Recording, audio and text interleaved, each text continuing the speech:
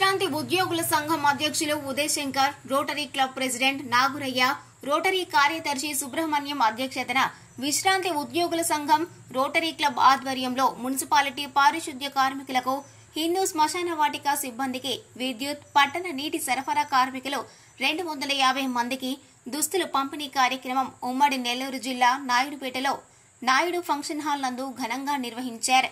ఈ కార్యక్రమం ముఖ్య అతిథిగా మున్సిపాలిటీ కమిషనర్ ఫజలుల్లా పాల్గొన్నారు.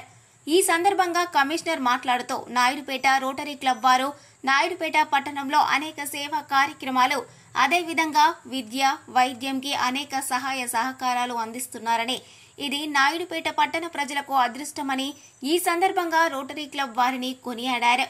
ఈ కార్యక్రమానికి రిటైర్డ్ ఉద్యోగుల సంఘం నాయకులు, సభ్యులు, రోటరీ క్లబ్ సభ్యులు, మున్సిపాలిటీ పారిశుద్ధ్య కార్మికులు పాల్గొన్నారు.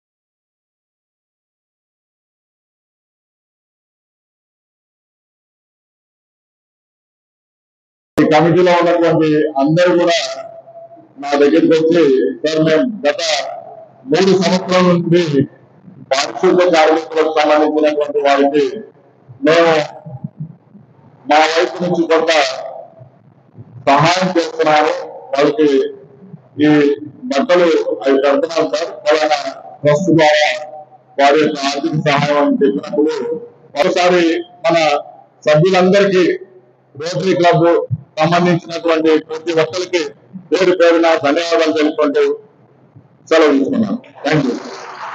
మరిన్ని న్యూస్ అప్డేట్ కోసం A3 న్యూస్ ఛానల్ ని సబ్స్క్రైబ్ చేసి బెల్ ఐకాన్ ను ప్రెస్ చేయండి.